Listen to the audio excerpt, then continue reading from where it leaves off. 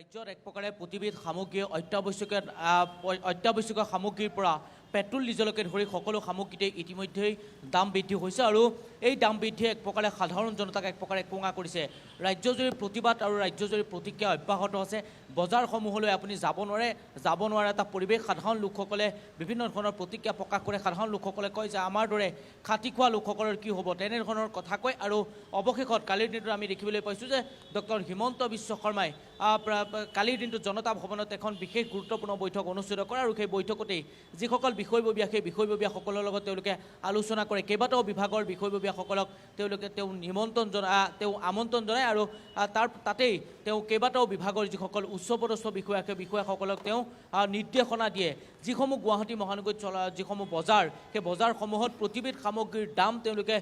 তেওঁলোকে যিসমূহ তেওঁলোকৰ ফ্লগ থাকে সেই ফ্লগত তেওঁলোকে লগাব লাগিব। কোনবিধ সামগ্ৰীত কিমান দাম তেনেধৰণৰ এটা নিৰ্দেশ দিয়ে। অসাধু ব্যৱসায়ী যাতে ক'লা বজাৰত কোনো সামগ্ৰী বিক্ৰী কৰিব নোৱাৰে, ক'লা বজাৰ যাতে সৃষ্টি নহয়, তাৰো কিন্তু এক প্ৰকাৰে গুৰুত্ব দিবৰ কাৰণে মুখ্যমন্ত্ৰী ডক্টৰ হিমন্ত বিশ্ব শৰ্মাই বিষয়াসকলক নিৰ্দেশ দিয়ে। কিন্তু সাগৰিকা প্ৰশ্ন হয় যে মুখ্যমন্ত্ৰী ডক্টৰ হিমন্ত বিশ্ব শৰ্মাই জনতা ভৱনত নিৰ্দেশ দিয়ে, সেই নিৰ্দেশ কিমান মানিব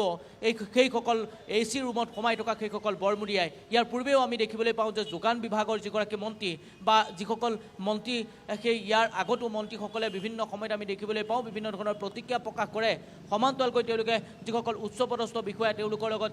তেওঁলোকৰ লগত মিলিত হৈ তেওঁলোকে এনেসমূহ নিৰ্দেশনা দিয়ে। কিন্তু পূৰ্বে কিন্তু সেইসমূহ নিৰ্দেশনা দিয়ে, তাৰপিছত এটা বা দুটা দিন তেওঁলোকে নিয়মাৱলী অৱলম্বন কৰে। তাৰ পাছতো একাংশ অসাধু ব্যৱসায়ে এই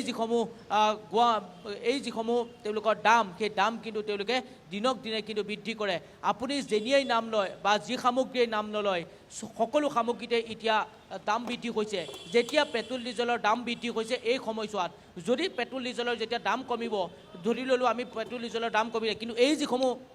সামগ্ৰীৰ যিসমূহ দাম এই মুহূৰ্তত বাঢ়িছে সেই দামসমূহ কিন্তু তেওঁলোকে কমাই নিদিয়ে। তেনেধৰণেও কিন্তু একাংশ অসাধু চক্ৰই এই যি পেট্ৰল ডিজেলৰ দাম বৃদ্ধিৰ আলম লৈ কিন্তু তেওঁলোকে যিসমূহ ক'লা বজাৰ সেই ক'লা বজাৰ এক প্ৰকাৰে তেওঁলোকে দখল কৰে আৰু তাৰেই যিটো যিসকল অসাধু ব্যৱসায়ী সেই অসাধু ব্যৱসায়ী কালিৰ দিনটোত মুখ্যমন্ত্ৰী ডক্টৰ হিমন্ত বিশ্ব শৰ্মাই সকিয়নি দিছে বা অসাধু ব্যৱসায়ীসকলে যাতে বজাৰসমূহত যাতে তেওঁলোকে কোনো ধৰণৰ ক'লা বজাৰ গঢ়ি তুলিব নোৱাৰে তাৰো তেওঁলোকে ব্যৱস্থা কৰা হ'ব বুলি ইতিমধ্যে উল্লেখ কৰিছে। কেইবাটাও বিভাগৰ বিষয়ববীয়া আছিল কালিৰ দিনটোত আৰু প্ৰতিগৰাকী বিষয়ববীয়াক সেই কথা মুখ্যমন্ত্ৰী ডক্টৰ হিমন্ত বিশ্ব শৰ্মাই কৈছে যে সাধাৰণ লোকসকলৰ যাতে কোনো ধৰণৰ অসুবিধা নহয়। আৰু ইতিমধ্যেই সকলো জ্ঞাত যে গুৱাহাটী মহানগৰীত চিলিণ্ডাৰ নাটনি হৈছে। চিলিণ্ডাৰ নাটনিক লৈ ৰাজ্যজুৰি সাধাৰণ জনতাই কেনেকৈ প্ৰতিবাদ সাব্যস্ত কৰিবলগীয়া হৈছে কালিৰ দিনটোৰ কথা সকলো জ্ঞাত যে হংস গেছ এজেঞ্চি নামৰ যিটো গুৱাহাটী মহানগৰী জাপৰিকোকৰ যিটো গেছ এজেঞ্চি, সেই গেছ এজেঞ্চিটো এক প্ৰকাৰে যিসকল লোকে বুক কৰে সেই বুক কৰা এটা দিনৰ পাছতে তেওঁলোকৰ কেঞ্চেল দেখায়, তেওঁলোকৰ SMS আহে যে আপোনাৰ গেছটো কেঞ্চেল হৈছে। তাৰ পাছত তেওঁলোকে অসাধু যিসকল ব্যৱসায়ী হয় অসাধু ব্যৱসায়ীসকলে কিন্তু তেওঁলোকে ব্লেকত বিকে,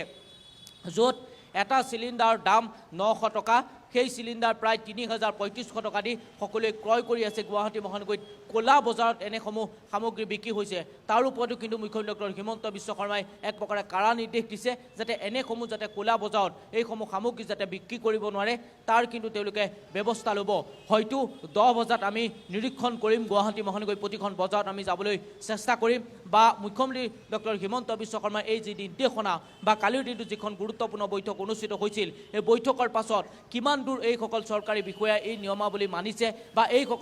যিসকল ব্যৱসায়ী সেই ব্যৱসায়ীসকলে মুখ্যমন্ত্ৰী আহ্বানৰ প্ৰতি কিমান গুৰুত্ব দিছে সেয়াও কিন্তু আটাইতকৈ ডাঙৰ কথা। কাৰণ গুৱাহাটী মহানগৰীত আমি দেখিবলৈ পাওঁ যে গণেশগুৰি বজাৰেই হওক, উলুবাৰী বজাৰেই হওক, 6 মাইল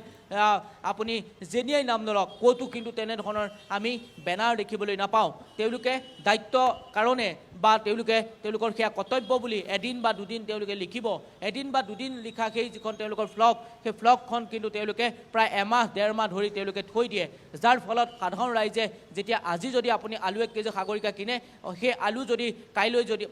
আজি যদি সেই আলু কেজি যদি 25 টকা হয়, কাইলৈ যদি সেই আলু কেজি যদি 20 টকা হয়, তাৰপাছতো কিন্তু একাংশ অসাধু ব্যৱসায়ে সেই যিখন ফ্লগত তেওঁলোকে 25 টকা লিখিলে সেই 25 টকাই কিন্তু তেওঁলোকে লিখি থয়, 20 টকাটো লিখিবলৈ তেওঁলোকৰ এলাহ আৰু সেই 5 টকা তেওঁলোকে বেছিকৈ লয়। এনেধৰণৰ কিন্তু ঘটনাও এইখন ৰাজধানী গুৱাহাটী মহানগৰীত হৈছে।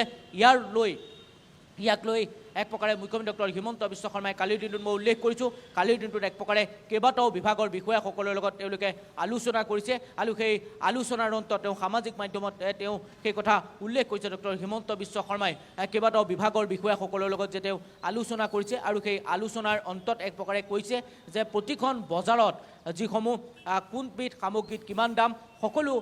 লিখা থাকিব লাগিব আৰু গুৱাহাটী মহানগৰীত ইতিমধ্যে কালিৰ দিনটোত সেই কথা তেওঁ উল্লেখ কৰিছে যে গুৱাহাটী মহানগৰীত গেছৰ নাটনি হোৱা নাই বুলিও সেই কথা উল্লেখ কৰিছে যে স্বাভাৱিক হৈছে গুৱাহাটীৰ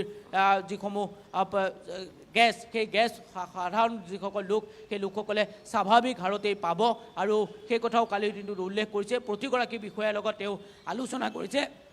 কিন্তু এটা কথা সাগৰিকা স্পষ্ট যে মুখ্যমন্ত্ৰী ডক্টৰ হিমন্ত বিশ্ব শৰ্মাই এই যি নিৰ্দেশনা এই নিৰ্দেশনা কিমান দূৰ মানিব এইসকল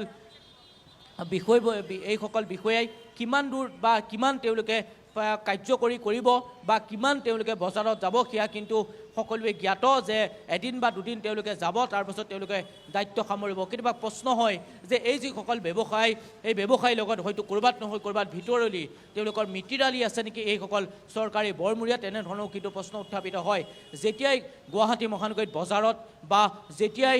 বজাৰত যেতিয়া দাম বৃদ্ধি হয় তেতিয়াই কিন্তু তেওঁলোকে সাৰ পায় তাৰ আগৰ সময়ছোৱাত কিন্তু তেওঁলোকে এই যিসমূহ বজাৰ যেনেদৰে পৰিদৰ্শন কৰিব লাগে সেই পৰিদৰ্শন কৰাও কিন্তু আমি দেখিবলৈ নাপাওঁ হয়তো আজিৰ দিনটোত আমি গুৱাহাটী মহানগৰীৰ বিভিন্ন বজাৰলৈ যাবলৈ চেষ্টা কৰিম বজাৰসমূহত এই যিসকল বিষয়ববীয়া খাদ্য সুৰক্ষা বিভাগেই হওক বা আন যিসকল বিষয়ববীয়া আহে নে নাহে সেই কথা পৰৱৰ্তী সময়ত স্পষ্ট হৈ পৰিব কিন্তু সাগৰিকা পুনৰ জনাইছোঁ দৰ্শকসকলক যে কালিৰ দিনটোত এখন জনতা ভৱনত গুৰুত্বপূৰ্ণ বৈঠক অনুষ্ঠিত হৈছিল মুখ্যমন্ত্ৰী ডক্টৰ হিমন্ত বিশ্ব শৰ্মাৰ অধ্যক্ষতাত আৰু সেই অধ্যক্ষতাত অনুষ্ঠিত হোৱা সেই যিখন গুৰুত্বপূৰ্ণ বৈঠক সেই গুৰুত্বপূৰ্ণ বৈঠকতে আলোচনা হৈছিল অসমৰ বৰ্তমান সময়ত সাম্প্ৰতিক কেইবাটাও বিষয় সমান্তৰালকৈ স্থান পাইছিল বৰ্তমান সময়ত যি অত্যাধিক বৈশ্বিকীয় খাদ্য সামগ্ৰীৰ যি অত্যাধিক মূল্যবৃদ্ধি বিভিন্ন বিষয়ক লৈ লগতে গেছৰ যি নাটনি সেই গেছৰ নাটনিক লৈও আলোচনা বুলি ইতিমধ্যেই মুখ্যমন্ত্ৰী ডক্টৰ হিমন্ত বিশ্ব শৰ্মাই সামাজিক মাধ্যমত উল্লেখ কৰিছিল